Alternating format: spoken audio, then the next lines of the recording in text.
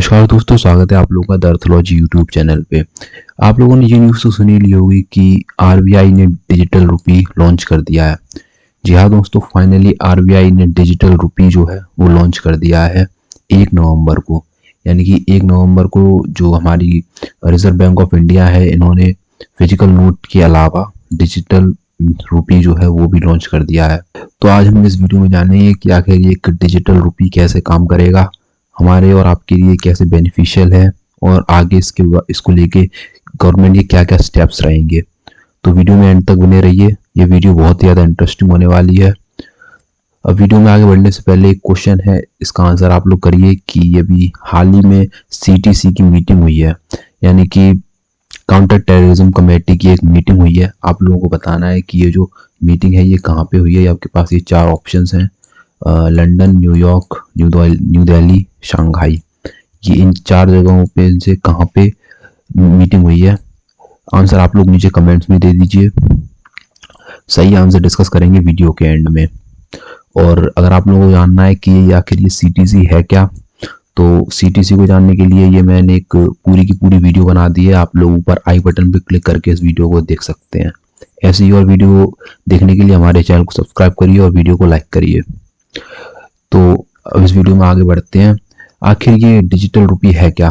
तो मैं आप लोगों को बता दूं कि अभी जो यूनियन बजट 2022 में निर्मला सीतारमण, जो कि हमारी फाइनेंशियल मिनिस्टर हैं, उन्होंने अनाउंसमेंट की थी कि इन जो आरबीआई है वो बहुत जल्दी डिजिटल रुपी लाने वाला है। इसका मतलब क्या है कि अब जैसे आप लोगों ने सुना होगा क्रिप्टो करेंसी होती है, एक बिटकॉइन और मतलब जितनी भी क्रिप्टो करेंसीज हैं उसी की तरह एक डिजिटल रुपी है। अब आप लोग सोच रहे होंगे कि आखिर ये डिजिटल रुपी तो अभी भी होता है, जैसे हम लोग अकाउंट में कहीं भी ट्रांजेक्शन करते हैं तो एक डिजिटली ट्रांजेक्शन करते हैं, कोई फिजिकल फॉर्म मनी का हम लोग ट्रांसफर नहीं करते हैं। या फिर जब कभी भी गूगल पे या फिर मतलब यूपीआई का यूज़ करते हैं तब भी हम लोग डिजिटल रुपी का ही एक तरीके से यूज़ करते हैं। तो फिर इसमें अलग क्या है। तो मैं आप लोगों को बता दूं कि अभी तक जो आप लोग यूज़ करते हैं वो जो पैसे हैं वो फिजिकल फॉर्म में प्रेजेंट हैं। इसका मतलब ये है कि जो वो पैसे हैं वो फिजिकल फॉर्म में अभी कहीं ना कहीं प्रेजेंट है। अगर आप कभी भी पैसे डिपॉजिट करने जाते हैं, फर्स्ट टाइम जब डिपॉजिट करने जाते हैं तो आप फिजिकल फॉर्म ही लेके जाते हैं पैसों की। तो वो जो फिजिकल फॉर्म है अब वो नहीं होगी, ये एक टोटली डिजिटल करेंसी होगी और ये एक इलेक्ट्रॉनिक फॉर्म ऑफ मनी होगी, यानी कि ये इलेक्ट्रॉनिकली प्रेजेंट होगी, नॉट फिजिकली। अब हम बात करते हैं कि आखिर ये वर्क कैसे करेगा। तो ये 2 टाइप की डिजिटल करेंसी है। 2 टाइप की मैं इसलिए कहूँगा क्योंकि एक है रिटेल और एक है होलसेल। रिटेल को हम जब कभी लिखते हैं तो central bank digital currency R यानी कि रिटेल, और ये है central bank digital currency wholesale यानी कि होलसेल। अब ये मैं वीडियो में आगे बताऊंगा कि आखिर ये होलसेल क्या है और ये रिटेल क्या है।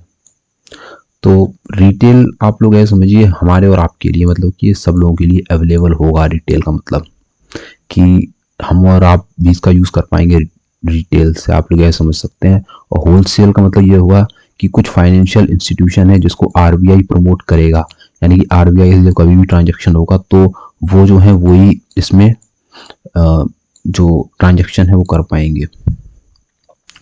तो ये जो 2 टाइप में हमारी जो डिजिटल करेंसी है वो प्रेजेंट होगी।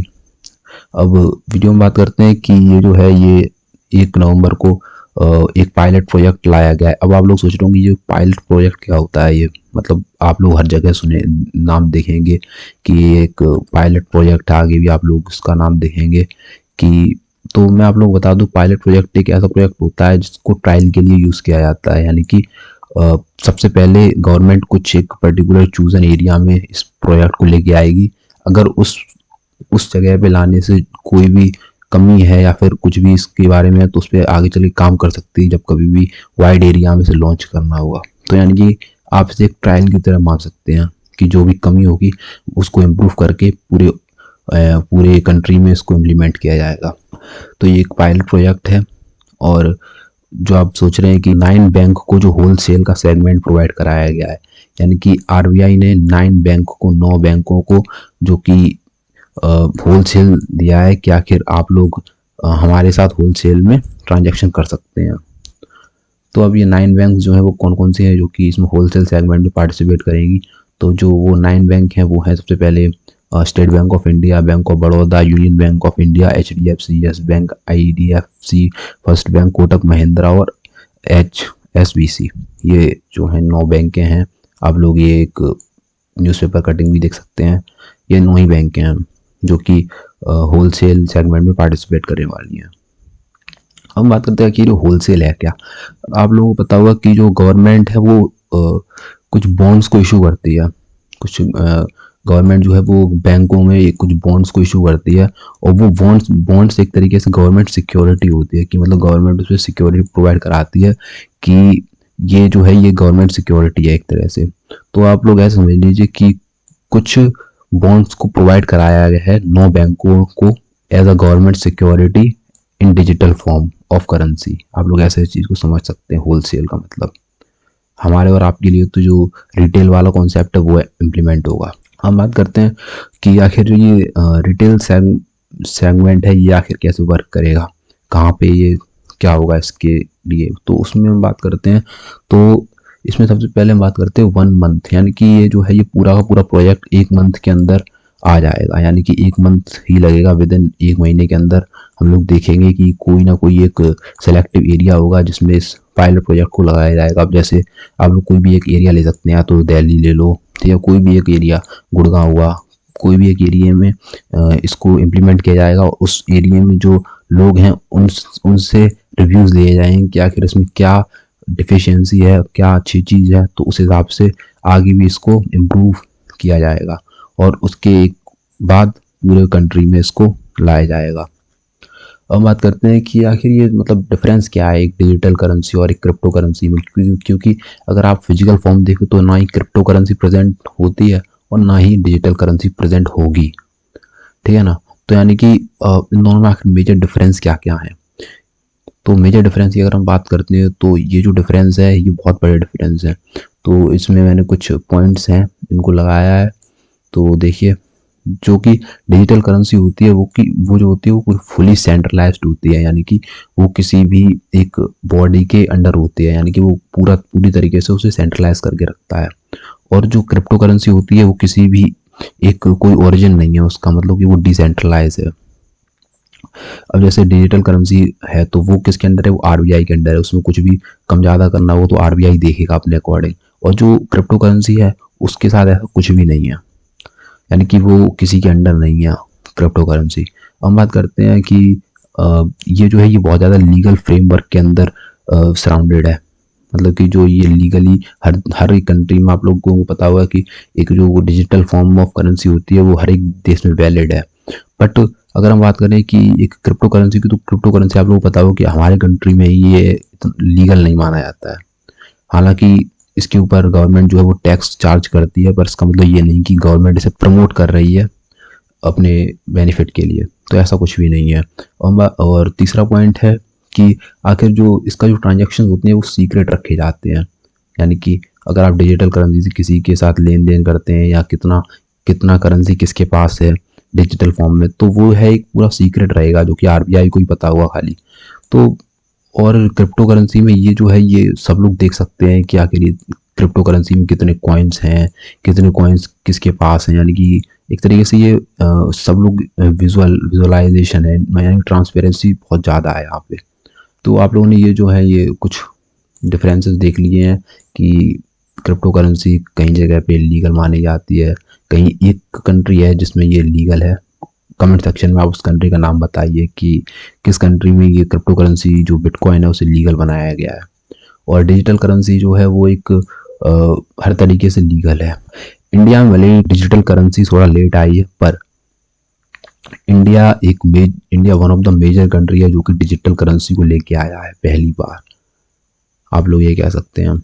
हम बात करते हैं कि आखिर एडवांटेज क्या है एक डिजिटल करेंसी के, क्योंकि डिजिटल करेंसी की आखिर ज़रूरत ही क्या पड़ गई। क्योंकि अभी तक फुली नोटों से काम होता था, जो फिजिकल फॉर्म थे वही काफ़ी थे, यूपीआई था हमारे पास। तो आखिर ये डिजिटल करेंसी की ऐसी क्या नीड पड़ गई कि आखिर ये डिजिटल करेंसी को लाना पड़ा। तो आप लोगों को पता होगा कि पहला मैं जो अपना पर्सनल बताऊंगा कि आखिर इसमें नीड क्या पड़ गई। अगर हम लोग कोई भी फिजिकल फॉर्म करेंसी की लेके आते हैं तो उसमें इनिशियल इन्वेस्टमेंट बहुत लगती है। अब जैसे नोट प्रिंटिंग में कुछ पैसे लगेंगे, बहुत सारे, एक नोट तो है नहीं, बहुत सारे नोट्स हैं, तो उन पे बहुत ज़्यादा मतलब इन्वेस्ट करना पड़ेगा। एक कॉइन है, 1 रुपये का कॉइन हुआ, उस पर 1 रुपये से ज़्यादा इन्वेस्ट करना पड़ता है, 1.5 रुपीज़ समथिंग इन्वेस्ट करना पड़ता है 1 रुपये का कॉइन बनाने के लिए। ऐसे ही मतलब इनिशियल इन्वेस्टमेंट बहुत ज़्यादा लगती है।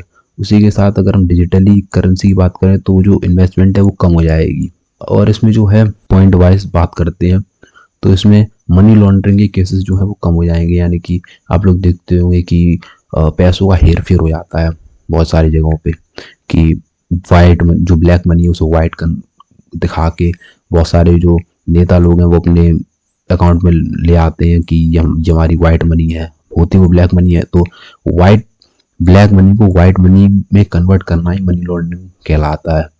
तो एक तो वो कम हो जाएगी, और दूसरा टेरर फाइनेंसिंग कम हो जाएगी। यानी कि जो टेररिस्ट को जो फाइनेंशियल हेल्प जाती है वो एक तरीके से कम हो जाएगी, क्योंकि पूरा अगर ये करेंसी जो है वो डिजिटल फॉर्म में रहेगी तो एक तरीके से इसका पूरा डेटा हमारे पास रहेगा। तो इसीलिए जो टेरर फाइनेंसिंग है वो कम हो जाएगी।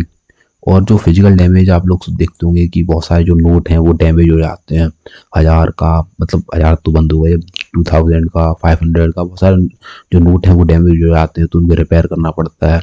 दोबारा नोट छपते हैं तो उनमें और ज़्यादा इन्वेस्टमेंट लगता है। तो एक तो वो कम हो जाएगा, और दूसरा क्या है कि टैक्स जो है वो कम हो जाएंगे। अब ये टैक्स वाली जो बात है इसको मैं आप लोगों को एक ब्रीफ एक्सप्लेनेशन देता हूँ कि ये कैसे कम हो जाएगा। जब एक बैंक से दूसरे बैंक में जैसे आप लोगों ने मनी ट्रांसफ़र किया, जैसे कि SBI से एक्सिस बैंक में आप लोगों ने मनी ट्रांसफ़र किया, तो उसमें क्या होता है, सबसे पहले अगर आप ट्रांसफ़र करते हैं तो ये पहले तो डिजिटल नंबर्स जाते हैं कुछ, कि मतलब आपके अकाउंट से डिडक्ट हो जाएगा, वहाँ पे आके ऐड हो जाएगा, वो नंबर्स होते हैं उस टाइम पे। तो पर जो फिजिकल फॉर्म ऑफ मनी होती है वो भी वहाँ पे जाती है। अगर फिजिकल तो उसका जो है उसमें आप लोगों का टैक्स चार्ज बहुत ज़्यादा लग जाते हैं, कि एक बैंक से दूसरे बैंक में आप लोग हाई टैक्स कटते हैं उस पैसों को इधर से उधर ले आने में। अब UPI की मैं बात नहीं कर रहा हूँ, मैं जैसे बहुत सारे जो हाई अमाउंट जब ट्रांसफ़र होता है तो उसमें टैक्स चार्ज लगते हैं, तो वो कम हो जाएंगे, क्योंकि अगर डिजिटल मनी रहेगी तो तुरंत के तुरंत ही दूसरे बैंक में पहुंच जाएगी, उसमें ज़्यादा कुछ हेडेक लेने की बात नहीं है। और एक एडवांटेज है इसका कि हम लोग मनी को ट्रैक कर सकते हैं कि आखिर कितना मनी जो है वो मार्केट में है, ठीक है, और कितना मनी बाहर से आया है, यानी कि बाहर से कितना आया है, कितना कौन से स्टेट के पास हम लोगों ने फंड किया है, कौन से स्टेट से कितना ट्रांसफ़र हुआ है, कहाँ क्या हुआ है, तो हम पूरे मनी को अपना ट्रैक कर सकते हैं। ये एक बहुत बड़ा एडवांटेज है, एक ये, और एक फिजिकल फॉर्म वाला आप एडवांटेज बता सकते हैं, ये बहुत बड़े एडवांटेजेस हैं। और दूसरा क्या है, दूसरा ये है ईजी ट्रांजेक्शन हो जाएगा। यानी कि अब आप लोग देखते होंगे ये कभी कभी खुले नहीं मिलते हैं, एक तरीके से कोई बड़ा नोट है तो उसके खुले नहीं मिलते हैं, और भी ट्रांजेक्शन में बहुत ज़्यादा प्रॉब्लम फेस करनी पड़ती है। फिजिकल फॉर्म ऑफ मनी में चोरी होने का डर रहता है कि कहीं चोरी ना हो जाए, एक तरीके से बहुत सारे केसेस ऐसे आते हैं निकल के। तो एक तो वो कम हो जाएगा, इजी ट्रांजैक्शन हो जाएगा इसका। इस क्वेश्चन पे आते हैं, ये जो क्वेश्चन है ये है CTC। उम्मीद करता हूँ आप लोगों ने कमेंट सेक्शन में इसका आंसर कर दिया होगा। तो अब इस क्वेश्चन को डिस्कस करते हैं। इस क्वेश्चन का आंसर है न्यू दिल्ली। अभी हाल ही में इसकी जो मीटिंग है ये न्यू दिल्ली में हुई है 27 और 28 तारीख को। तो अगर आप लोगों को इसकी पूरी वीडियो देखनी है तो ऊपर आई बटन पर क्लिक करके देख सकते हैं। और थैंक्स फॉर वॉचिंग। वीडियो को लाइक करिए और चैनल को सब्सक्राइब करिए। मिलते हैं अगली वीडियो में, तब तक के लिए जय हिंद।